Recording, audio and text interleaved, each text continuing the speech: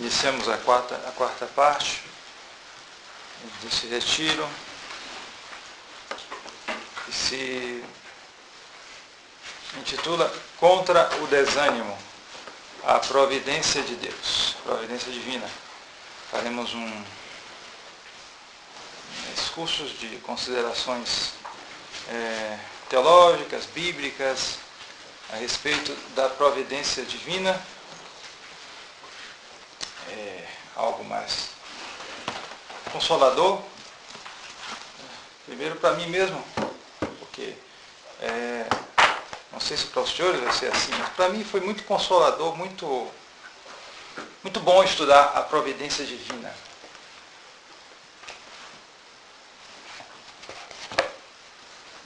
Não é à toa que as páginas mais belas, entre as páginas mais belas do Evangelho, Nosso Senhor, Jesus Cristo, se ocupa exatamente da providência divina. Quando Nosso Senhor se ocupa da providência divina, é como se o coração dele se derramasse ali. Ele se transforma um pouco em um poeta. E Nosso Senhor, Deus e homem, tinha todos os talentos. Todos os talentos humanos estavam ali. Então Nosso Senhor tinha também talentos de poeta. Né? E esse talento se exerce no Evangelho, se constata, justamente se exerce de maneira especial quando ele fala da providência do Pai, da providência divina. E é um remédio justamente contra o desânimo, já que o quadro, justamente, que nós descrevemos nas palestras, nas conferências anteriores, mostrava justamente esse progresso do mal, progresso contínuo do mal. Né? Monsieur Williamson, quando ele fala também desses assuntos, né, ele retrocede até a Reforma Protestante, né, e ele vai mostrando justamente o progresso do mal. Vai cortando uma fatia, e vai depauperando, vai diminuindo a Igreja de Nosso Senhor. Até chegar a esse ponto em que o pequeno resto, que começou a pensar que poderia crescer, quem sabe, né? E vencer, e converter, e eis que ele agora é diminuído mais ainda, ele é dividido, sobretudo ele é desnaturado, né? Sobretudo ele é desnaturado. Então vem sempre pode vir aquela tentação, aquele sentimento, aquela reação natural humana que é expressa naquele famoso ditado, aquela expressão latina, ve solis, ai do que está só. De fato não é a solidão, naturalmente falando, não é normal para o homem, naturalmente falando.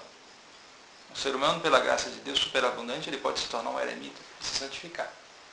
Mas note bem que mesmo sob o ponto de vista sobrenatural, os eremitas são raros. E a forma de associação a forma de religiosa que mais progrediu não foi os eremitas, foram os cenobitas. Porque justamente eles se isolam do mundo, mas eles estão em comum, eles são irmãos, eles compartilham suas experiências, suas alegrias, suas tristezas. Porque a solidão completa é algo muito raro. Algo muito raro. Então, esse se sentir de uma hora para outra, assim, isolado, né?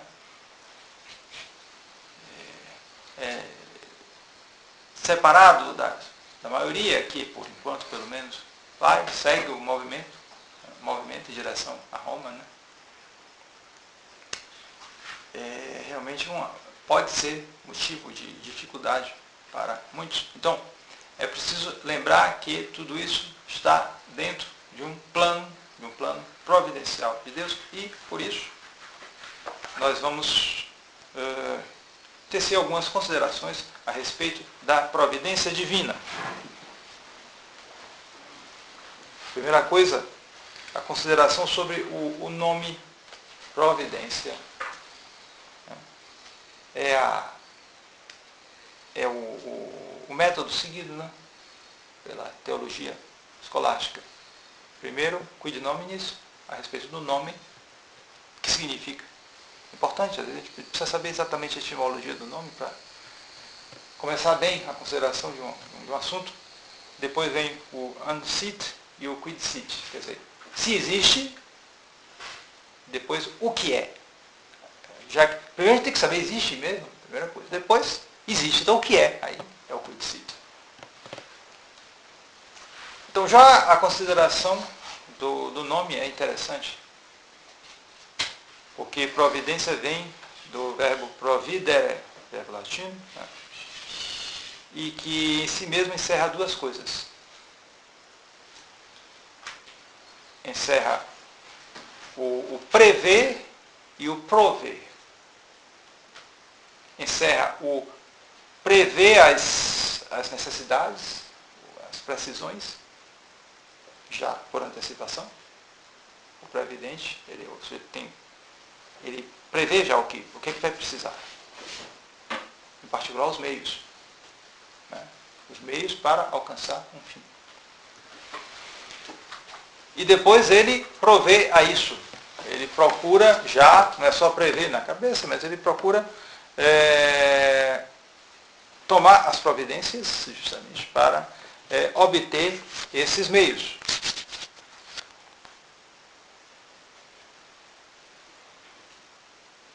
Assim, a providência é justamente uma parte da prudência, da virtude da prudência.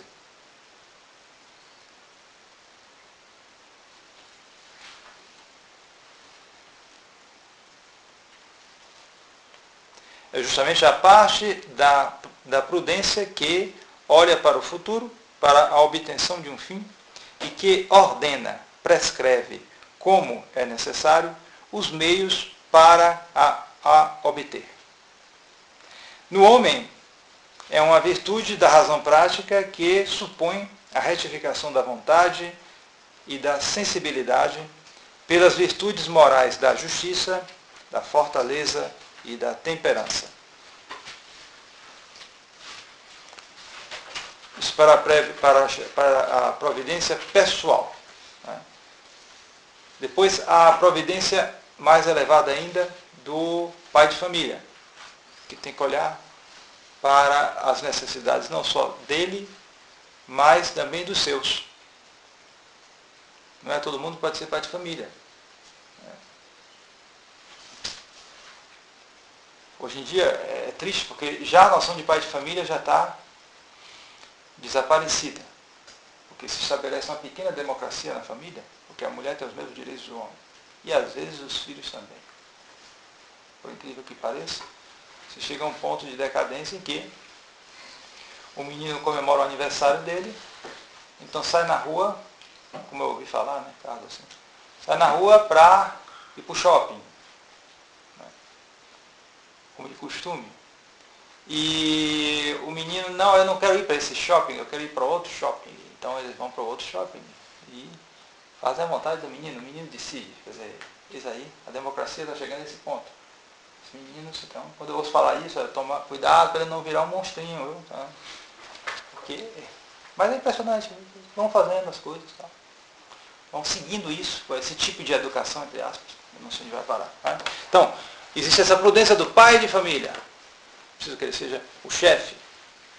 Ser chefe é primeiro um cargo, é uma cruz, uma dificuldade. Né? E depois há a prudência do chefe de Estado, que busca, que vigia para o bem comum da nação. Então, o conceito de providência divina, ele é analógico, quer dizer, ele parte de uma semelhança. Ele parte dessa semelhança das coisas humanas e se eleva para Deus.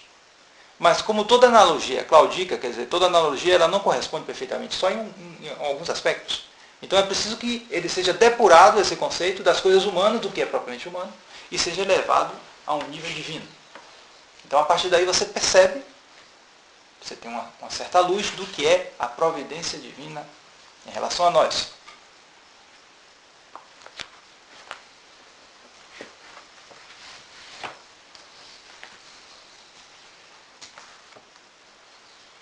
Então, Deus também ordena as coisas para um fim.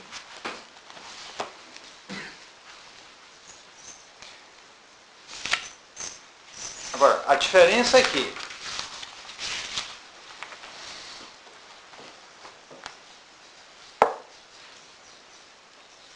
Deus tem a ciência das coisas que são, dos meios que são necessários para a obtenção do fim.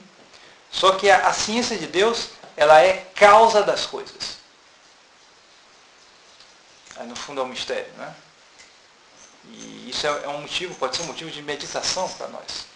Por quê? Porque a nossa ciência, ela é causada pelas coisas.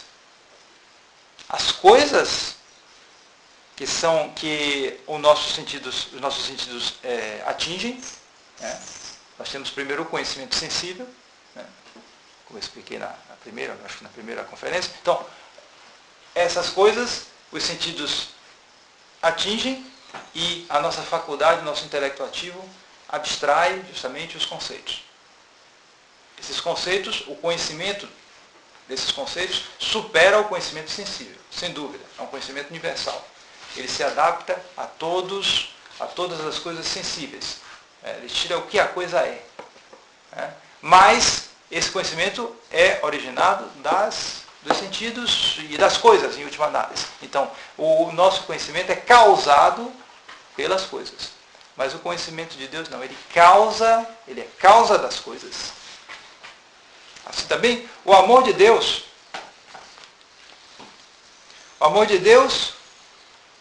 ele é causa da bondade das coisas. É o oposto. Porque em nós, o amor do homem, ele supõe uma bondade na coisa amada. O homem sempre ama uma bondade. Ele não pode amar uma maldade. Vocês poderiam contradizer e dizer, mas tanta coisa ruim que o homem ama. Né? Tanto homem que se apaixona por uma mulher que não presta mesmo. Ou tanta mulher que se apaixona também por homens que não prestam mesmo. Né? Ocorre até mais frequentemente. Né? Mas ele tem aquele amor por aquela coisa ou por aquela pessoa, porque ele vê uma bondade. Mas ele não vê o todo. Ele vê uma bondade. Que às vezes é uma bondade inferior. Assim é o caso, por exemplo, das moças que não têm moral, mas são bonitas. E a beleza é uma bondade. A harmonia das formas, tudo é uma bondade. Mas só que você tem que olhar tudo. Né? O povo diz que quem vê cara não vê coração. Então, se ele só vê a cara, ele vai ser enganado. Mas ele ama aquilo que ele vê, e aquilo que ele vê é uma bondade. As pessoas que amam o dinheiro. Um pedaço de papel, isso aqui sim, mas isso traz um poder para ele, traz condições para ele fazer isso, fazer aquilo, ter um nome. Né? Mas se você olhar a coisa mais amplamente, quantas preocupações, quantos perigos, sobretudo com relação à salvação, se pegar o dinheiro, mas o avaro, ele só olha aquilo ali. A segurança que o dinheiro dá, a maneira de ter um nome na sociedade, e por isso os povos sem nação, os povos nômades, têm tanto apego ao dinheiro, basta olhar o cigano, e o judeu também.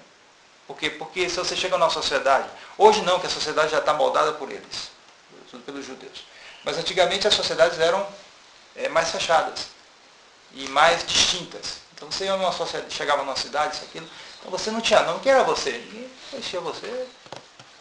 Então você, para se colocar, como é que você ia se estabelecer ali naquela sociedade? Então, o dinheiro é um instrumento muito importante, porque se você não tem nome, não tem título de nobreza, mas você, ó, eu quero comprar essa casa, é isso?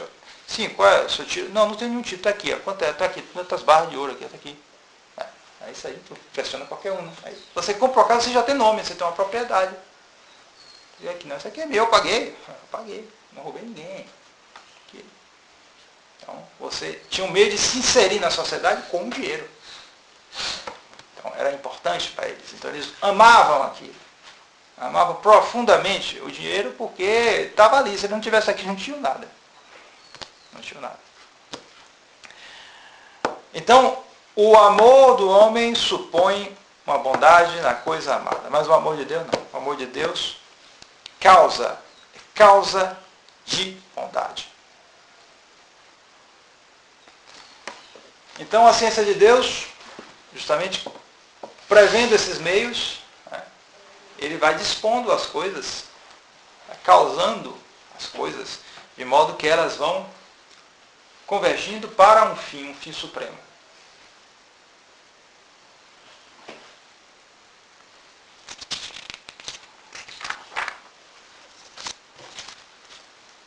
Essa é a primeira consideração de ordem racional, mas daqui nós passamos para um estudo breve da Sagrada Escritura e nós vamos ver quais são os principais ensinamentos que a teologia encontra na Sagrada Escritura sobre a providência. E nós veremos que no Antigo Testamento se constata, em primeiro lugar, a universalidade da providência e sua extensão a todas as coisas, por menores que elas sejam. Ela é ensinada na Sagrada Escritura, onde, por exemplo, no livro da Sabedoria, se fala várias vezes. Deus é o Criador dos grandes e dos pequenos, e Ele toma cuidado de uns como dos outros. Sabedoria, capítulo 6, versículo 7. A sabedoria atinge com força de uma extremidade à outra do mundo e dispõe tudo com doçura. Também livro da Sabedoria, capítulo 8, versículo 1. Vós tudo haveis disposto, Senhor, com medida, com número e com peso. Capítulo 11, versículo 20. Não há outro Deus que vós, que tomais cuidado de todas as coisas, a fim de mostrar que vós não dais nenhum julgamento, não rendeis nenhum julgamento injusto. Capítulo 12, versículo 13.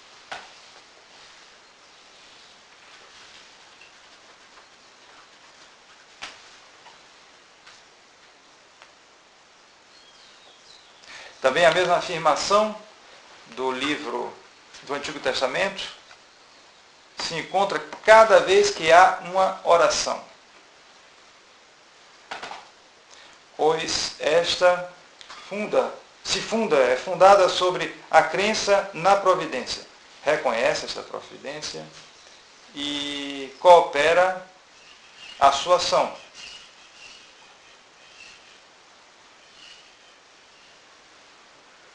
Assim, por exemplo, a oração de Judite, invocando o Senhor antes de se dirigir ao campo de Holofernes. Né?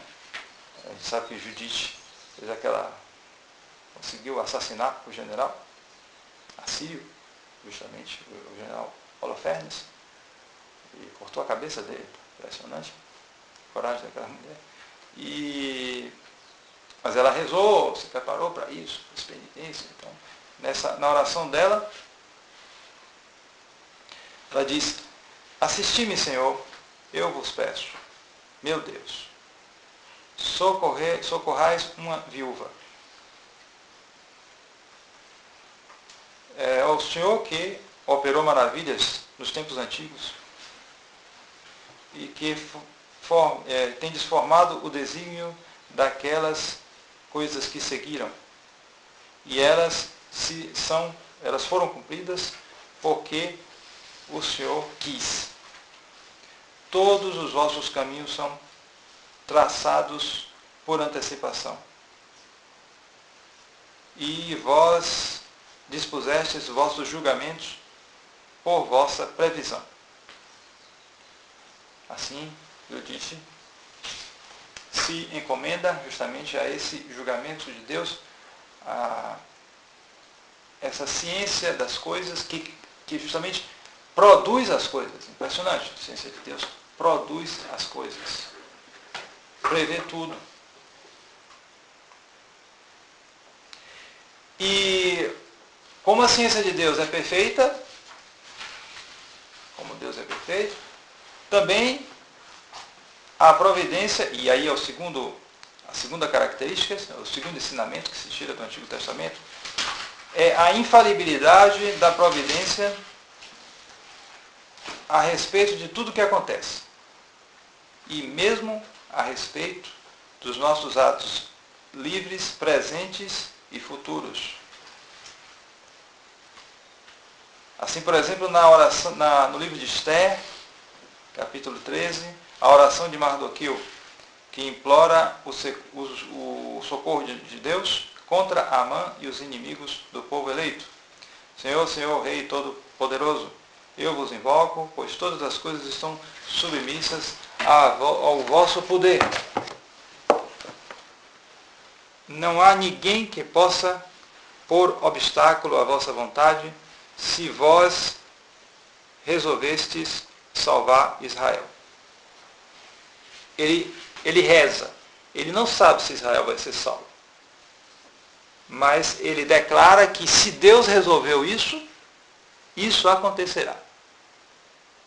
É infalível. Só que como nós veremos depois, porque alguém poderia dizer, mas se é infalível, resolveu, não resolveu, a gente não pode fazer nada. Não, nós podemos. Porque essa resolução, esse conselho de Deus, essa decisão de Deus, às vezes é condicional, nós não sabemos. Ela está condicionada à oração. Está condicionada à oração, à nossa oração. E por isso ele quer, na vontade dele, que nós rezemos.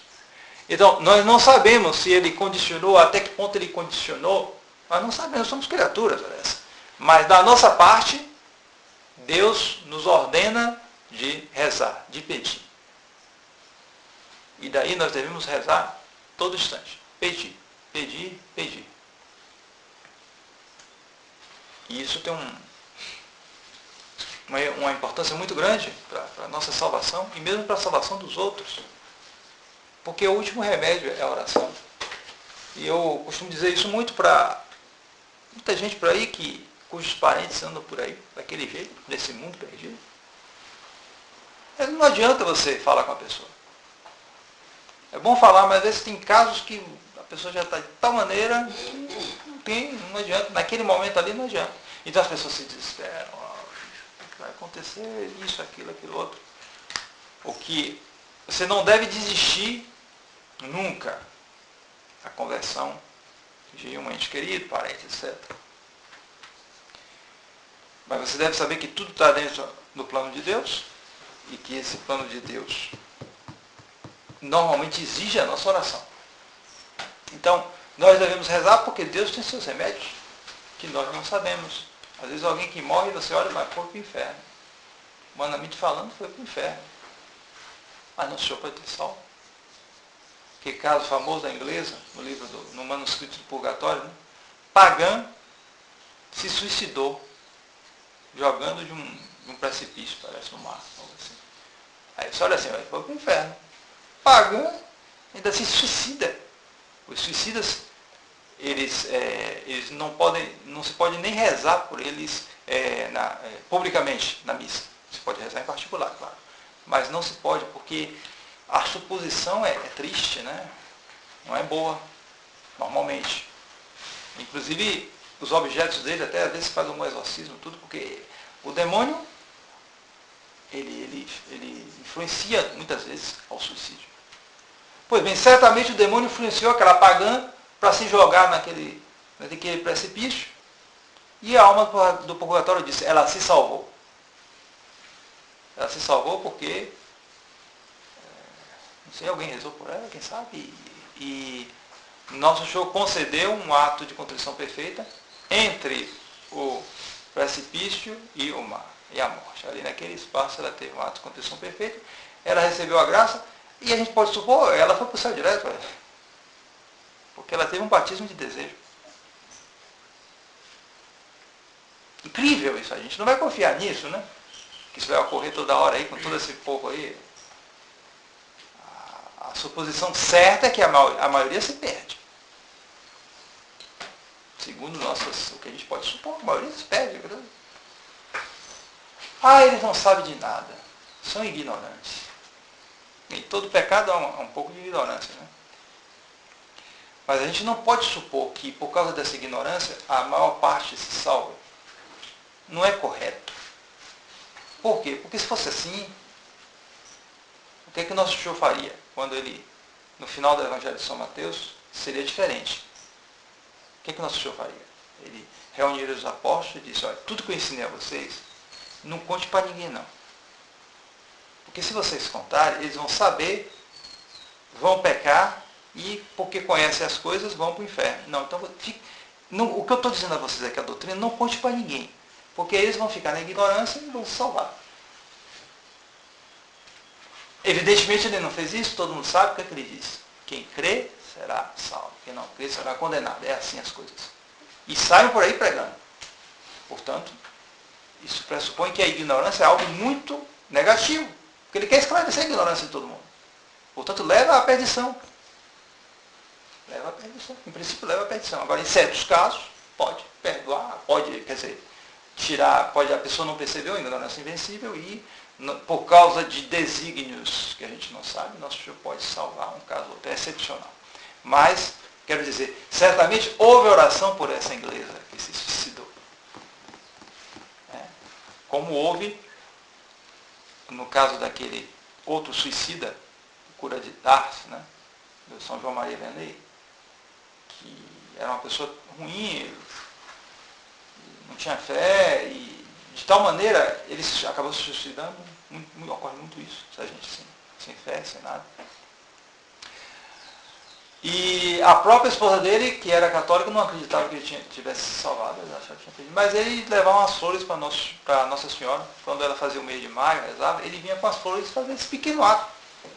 Esse pequeno ato foi uma oração, junto a outras orações, certamente, inclusive da própria esposa, garantiu, fez com que ele tivesse esse ato de contrição também. Ele se jogou também, teve um ato de contrição e conseguiu salvar a alma. Então, só nosso Senhor sabe. Então, da nossa parte, aproveitemos, ainda mais os religiosos, mais ainda. Se Santa Bernadette dizia que parente de religioso não se perde, olha, a gente tem uma consolação. Para se alegrar mesmo. Agora, aproveitemos. Estamos aqui, rezar pelos parentes, etc. Certamente vocês ouvem notícias de vez em quando. Fulano de tal, aquele ali está perdido. Aquele ali, anda aí, faz aquilo. E não é só um, vários, certamente. Hoje eles sabem como estão as famílias. Então, é rezar. Hoje a gente o que pode fazer? Rezar. A gente pode muito, porque aqui está o desígnio de Deus. Muitas vezes supõe a oração. É infalível. Então, se o nosso Senhor estabeleceu que fulano de tal, seu parente, andou muito mal, mas no final ele vai escapar, porque ocorre isso, se você rezar. Você não sabe esse desígnio. Será que Deus tem esse desígnio? Tenha fé, homem. Tenha fé. Confie em Deus. Lá no andar superior, ele tá com esse plano aí. Peça a nosso Senhor. E nosso Senhor vai providenciar as coisas. Mesmo que você fique na vida toda achando, um dia lá esse parente morre, e às vezes até nem se confessou nada, e você, isso aí, se perdeu. Reze ainda por ele, pode ser. Reze pela alma dele, que nosso Senhor pode ter lá seus desígnios. E se você perseverar na sua vocação, rezando, você atingirá o número de orações que nosso Senhor previu para salvar aquele homem. Pode ser. Então, da nossa parte, confiemos na misericórdia de Deus que morreu na cruz por nós.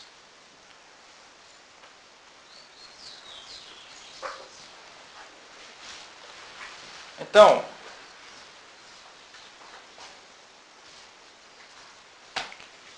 para qual fim a providência universal e infalível, que nós vimos essas duas características, para que fim ela ordenou todas as coisas segundo o Antigo Testamento?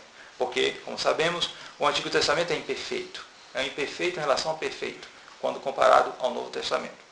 Mas já no Antigo Testamento, nós já constatamos uma elevação de vistas em relação a isso. A providência divina realmente é um tema muito recorrente no Antigo Testamento e que chega a alturas de poesia mesmo, como já disse, no Novo Testamento. Então, os Salmos, por exemplo,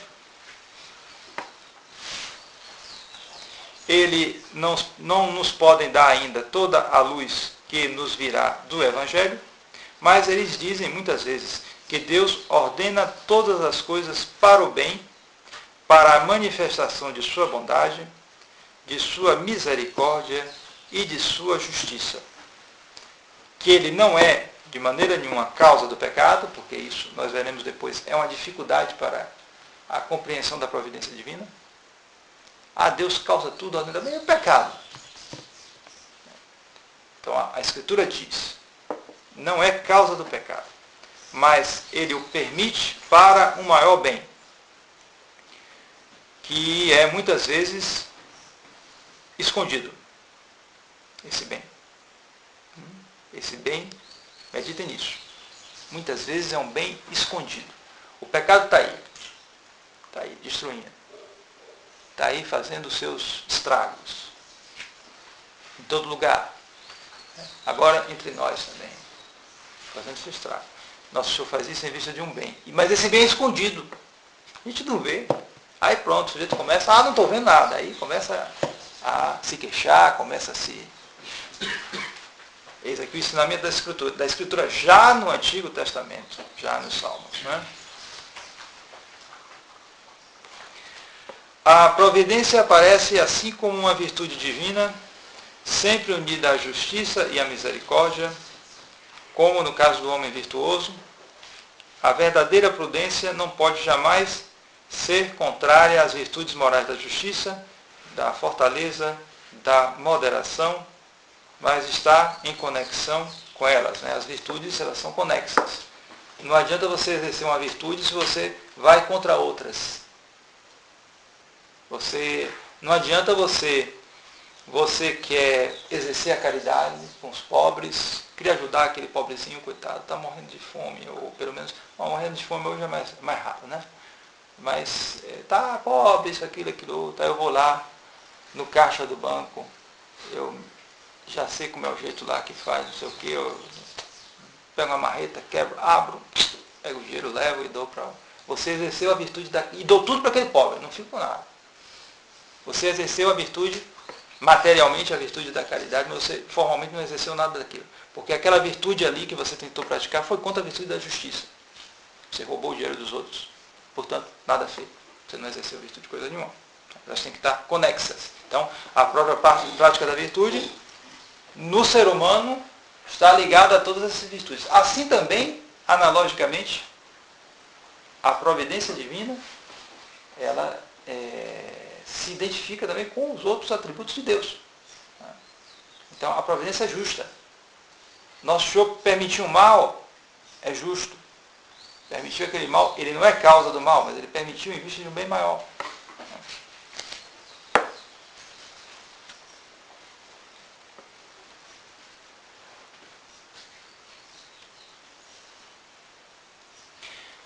Mas a providência, justamente porque esse bem pelo qual ele permite o mal, muitas vezes é escondido. Então, a providência é, ao mesmo tempo, para nós, muito clara e para para algumas coisas que alguns de seus caminhos, porque a providência tem os seus caminhos, então certos caminhos são muito claros, a providência de Deus. Mas para outros, a providência se torna absolutamente insondável. A providência de Deus não é um livro que está aberto ali e nós percebemos tudo. Não, há coisas que nós percebemos. E há outras que nós só perceberemos na glória. Não perceberemos aqui nessa terra. Então esse claro escuro, esse mistério, essa incerteza fará parte da nossa vida. E por isso nada de se agoniar. Tem gente que quer descobrir tudo. É uma curiosidade que não adianta. Ele quer, enquanto ele não descobrir aquilo, ele não está satisfeito. Isso cria uma espécie de mau espírito que atrapalha tudo. Atrapalha a fé, por exemplo. Há pessoas que querem ter fé e a fé dele, ele está ligado, ele condiciona a uma certeza. Ele quer estar certo de tudo. E ele está sempre interrogando. Está sempre interrogando. Mas você não crê? Não, eu creio, eu tenho fé. Não. Mas por que tal coisa, tal coisa? Por que tanta gente se perde? Pelo menos, por que... você não é católico? Não, eu sou católico. Agora eu fico pensando, por que tanta gente na incredulidade? Tantas religiões aí, não sei o quê. Os católicos eles são apenas, acho que 18% do mundo. Os cristãos são apenas 30%. Entanto, os maometanos já são mais numerosos do que os católicos. Por que essas pessoas? Qual é o destino dessas pessoas? Ele fica a vida toda nisso. Com essas perguntas. Você esclarece, ele aceita mais ou menos, mas volta a carga. É uma espécie de... Ele nunca está satisfeito com aquilo. E isso enfraquece a fé dele e também enfraquece a moral. Aliás, muitas vezes, esse questionamento contínuo é uma espécie de justificativa, mais ou menos, desculpa, para a vida moral dele, pelo menos, que deixa muito a desejar. Pelo menos. Então, para ele não ter que avançar, ter que realmente entrar numa vida de virtude, então ele sempre fica utilizando, mas a fé dele sempre tem uma interrogação, por que isso? Se eu esclarecesse tudo isso, talvez até entrasse mesmo. Entrasse numa vida religiosa, sei lá, continuasse, entrasse numa vida de virtude, mas como ele não esclarece isso, ele fica no meio do caminho, a gente passa a vida toda nisso. Porque não quer aceitar esse fato de que a providência, certas vias da providência são insondáveis. Então por que a maioria, até hoje, da humanidade não conhece Jesus Cristo? Eu não sei. A gente pode supor sempre a infidelidade das pessoas, a não correspondência. Nós temos indícios disso quando a gente examina a história humana. Há um artigo interessante, por exemplo, apareceu em Sol da Terra alguns anos atrás, sobre a história da Igreja do Oriente, onde se mostra que a evangelização do Oriente foi desde o começo. Houve chances reais, oportunidades reais, de o Oriente ser completamente evangelizado pelo catolicismo. Até as fronteiras da China, por ali, eles nunca conheceram. Não, eles tiveram oportunidade. Houve alguma pregação desde o início.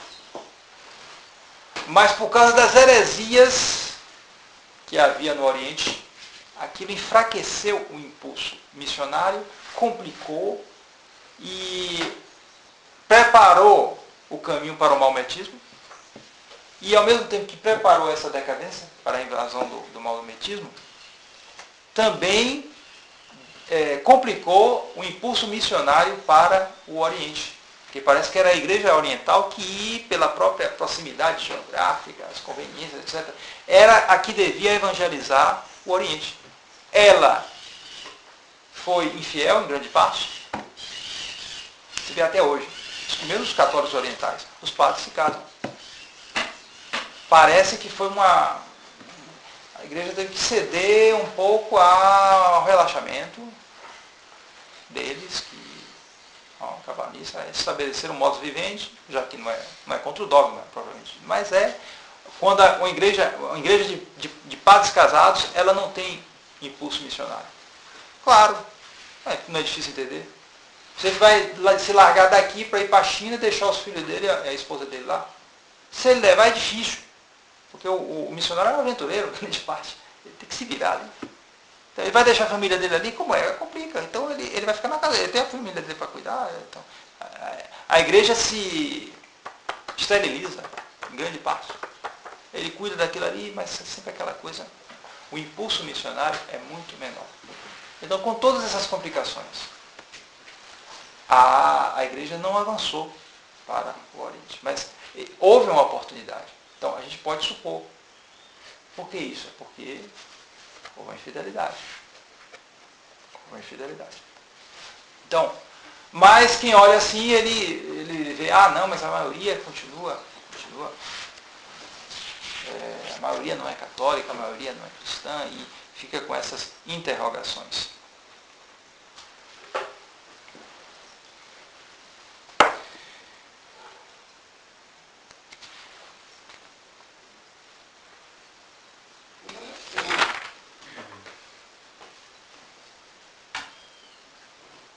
Bem, esses ensinamentos do Antigo Testamento, eles encontram uma clareza muito maior, muito mais elevada no Evangelho, no Novo Testamento. Né? O Novo Testamento nos ensina, sobretudo, bem melhor, a qual bem superior a providência ordena todas as coisas. Porque uma ordem é uma disposição com vistas a um fim. Sempre se organiza uma coisa com vistas a um fim. Se alguém junta as peças, uma série de pecinhas metálicas, ou, hoje em dia, um chip, mais alguns circuitos, com mais algumas coisinhas que vão sendo... Tá aquele negócio hoje em dia. Né? E aquilo dá uma coisa que marca as horas. Um relógio. Uma bateriazinha de lítio, um chip. Hoje é mais simples. Né? Antigamente era um trabalho. Para fazer um relógio não era fácil. Aqueles relógios mais antigos. Mas seja esse mais antigo, seja esse mais simples e cheio de recursos, seja lá o que for, há uma coisa que domina tudo, é o que? A finalidade. Se eu fizer um relógio com milhares de gigabytes de capacidade, seja lá o que for, isso, aquele, aquilo outro.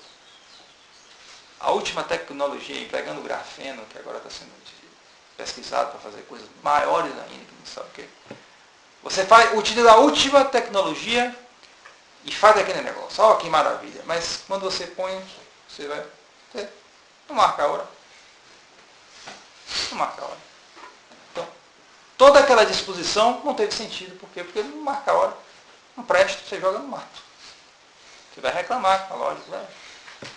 Última tecnologia, mas não marca a hora. Porque falta finalidade. Enquanto que o mais tosco, como o povo chama, patacho, né, aquele relógio grandão, não sei o quê. Ou seja, o mais tosco desses instrumentos, com a cordinha já meio... Mas se ele marca a hora, são 10 para 10 agora, pronto. Você vai ficar com ele do que aquele negócio que não marca a hora. A finalidade. Em vista dessa finalidade, se dispõe os meios, que podem ser diversos, mas que eles vão ser dispostos para justamente se chegar àquela finalidade. No caso do relógio, marcar a hora. A principal é essa. Você não pode sair disso. Você não pode fugir disso. A finalidade. Em todas as coisas, olhar o fim, a finalidade. Aí você pode aplicar para tudo. Para a vida humana, para as disposições das coisas de Deus.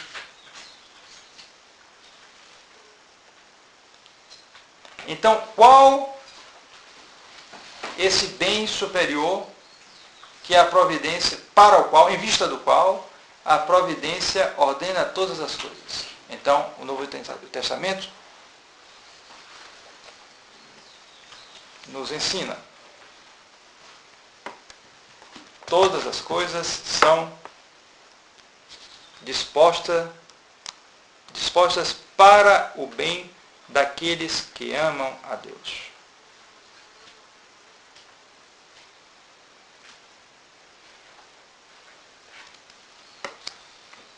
Assim diz São Paulo, né?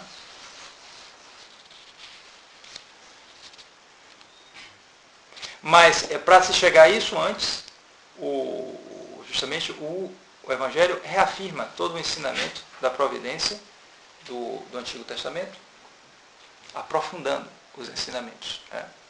E de tarde nós veremos justamente nosso show no Novo Testamento, expondo como todas as coisas estão submissas à providência divina, né? E como essa providência, por ser divina, é infalível. Nós veremos isso na Escritura, no Evangelho, faremos uma pequena discussão nos Evangelhos. Né? É bonito, é belo, é consolante, é espiritual, porque estudar a providência, como o nosso show, as comparações que o nosso show faz, né?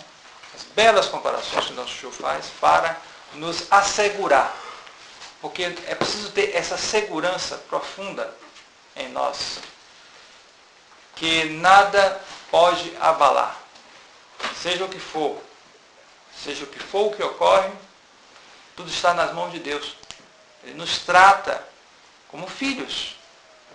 Isso não é da boca para fora. Nosso Senhor não é dizer nada da boca para fora. Né?